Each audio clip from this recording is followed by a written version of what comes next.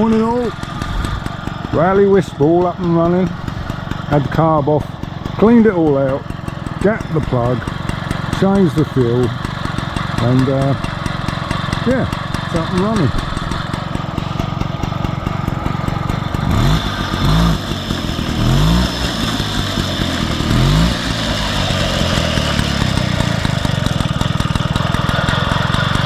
Clutch bearing's a bit noisy, but it all just wants a bit of grease, I think.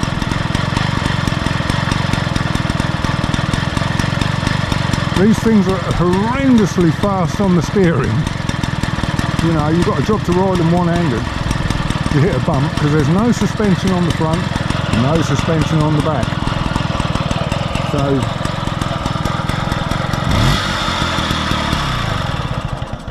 yep, that's all on the button. And I taxed it this morning, believe it or not, because it's historic. You don't have to pay anything for the tax. It's MOT exempt as well. So, the job is to get this one restored now, because I've cleaned it up. I gave it a wash this morning and it is really, really scabby. You can see it, it's all, there's not much good on it.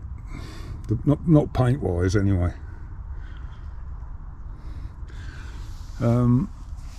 I've found the right front mudguard for it. I don't know why I changed it. But the mud flap should be on the inside of the mudguard, but that's a bicycle one. So, but the thing that's always held me up with this, restoring it, is trying to match the paint up. There's no car colour there's some that are close, but not good enough. You know what I mean? So, I had a word with the, I got inspired by dragging this out the other day, and I thought, well, I better see what I can do with the paint. I mean, this has faded over the years. I mean, this now is a different colour to this, and you know, but this is, the tank is pretty much what it should be. So, I had a word with the guy that's done quite a bit of painting for me. Real expert fella. He does all candy. He specialises in candy paint, and I sent him some photographs of it, and of one that's not quite so scabby as this one. And he said, "Yeah, I reckon I got that in stock. I've got that as a stock colour." And I said, "You're joking?" And I said, "But is it a good match?" He said, "Yeah, I think it's a perfect match." He said, "I'll send you a colour swatch by email."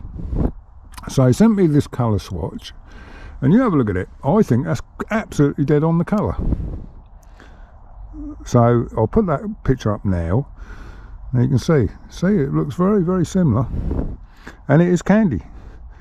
So I shall strip this down after this video, down to its frame and its petrol tank and its mud guards and this guard and the front forks. And I'll get him to spraying, because it's candy paint and it's just a nightmare to spray. I can spray normal paints, but candy, it's like trying to spray paraffin. It doesn't, you know, without having it running. And you get, if you overlap it, you get stripes in it, because it's a semi-translucent lacquer over a silver base coat, and then clear coat over the top. But he'll take care of that, I'm sure he will. So, yeah, scabby little Wisp, which is going to be a nice shiny little Wisp. I've got all the chromy stuff for it. Like I said in the last video, I've got wheel rims that have been re-chromed, handlebars, headlight.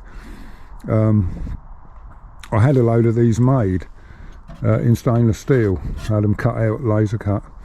I sold most of them, but I don't think I've got one here. Yes, I have. I've got on the other one, but I've got a new chrome flywheel and a clutch, and I've even got the pedals and the crank done as well, so that's not too bad. So I've got all the chromy stuff for it, and yeah, it will come right. Is it worth it? Probably not, but there you are. It's a bike that I had in my mind that I want to restore it when time allowed. And I think if I leave it much longer, it will never get done. So, and we've got another one here, the blue one. This one's better condition all round. This is Sierra Blue, this one, and that one is Spanish Gold, but just the same. But this one is a really late one, and it's the latest one I've ever seen. It's actually J registration, which is 1971. Well, they stopped making these in 1969, so this one must have been stuck in a dealer's at some point for a long time, and then somebody bought it.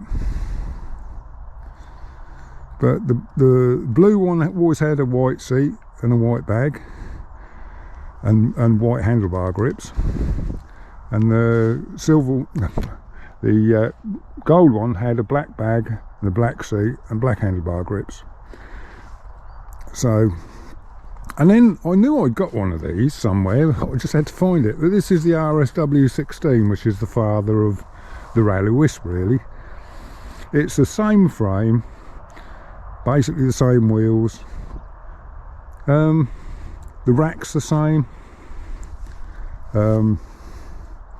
Seats are different, obviously. But you just put your petrol tank in here, hang your engine off here. The only difference between the frames is this one is a bit beef. It's got gussets around the headstock. It's beefed up round here, and this tube is thicker, and there's a gusset in there as well. Oh, but this has got a gusset in it as well, but it hasn't got the gusset around the headstock. So that's the only difference, really. Why have I got this up? Well, I got this because I was hoovering these up at one point. Every time one come up and it had good chrome rims, I'd buy it, because they weren't worth any money at the time, because the front wheel is absolutely identical to a Wisp, and they've nearly all got good chrome on them.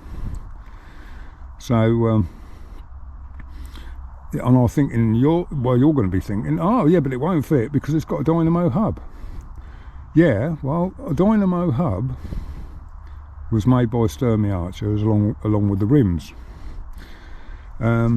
These are 20. I think these are 24 spokes in these, same as a front wheel on a Wisp.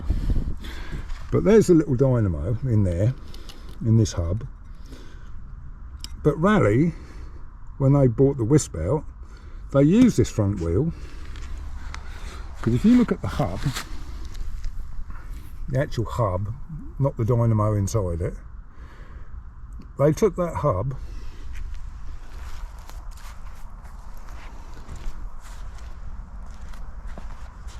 and used it in the Wisp. Exactly the same hub. The only difference is they took all the guts out of the dynamo and put a brake plate on it. So it had a little brake, and actually the brakes on a Wisp are really good. They're really good. This one's got an original chrome rusty side cover which covers the carburetor, and that's one of the stainless ones that I had cut out. I've got a pair for everything here, so yeah, so they won't ever rust. I've just got to find the plastic edging that goes around it all, and then it'll make it complete. Yeah, so there we go. I mean, mudguards are the same on this, front and back. They did utilise quite a lot of stuff off it, but that is the father of the Raleigh Wisp. That's where the Raleigh Wisp came from, really. The front forks are the same. Like I say, none of them have got any suspension, but this has got a very slight connection with the Royal Enfield Interceptor, and you're thinking, how can that possibly have anything to do with the Royal Enfield Interceptor? Well, I'll tell you why. Because the reason this bike was made is because a bloke called Alex Moulton, who was a bicycle designer and suspension expert, because he designed the hydroelastic suspension for the Mini, of all things. That was one of his achievements. But his passion was bicycles, and he brought out a small wheel bicycle with suspension in the front, just in here, and some suspension in the back. and they really took off. I mean, sales wise. And Raleigh said, well, because they were a massive bicycle manufacturer in the time, so well, we'll have some of that. So they brought out this, and Moulton decided to sue Raleigh because of copying his designs. So they just bought Moulton out. Raleigh did. That was it. No court case. And they did actually produce Moultons and the Raleigh versions at the same time. But I think Alex Moulton's bought the company back now, and is now independent, making bicycles again.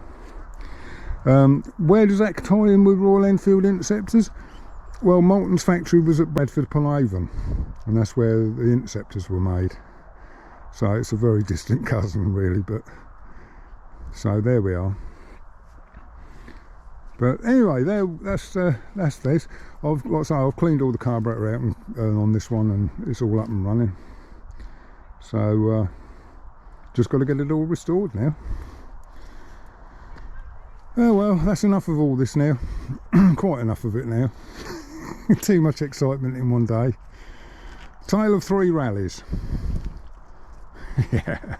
Alrighty, I'll see you on the next one. Proper bikes on the next one, hopefully. Bye bye.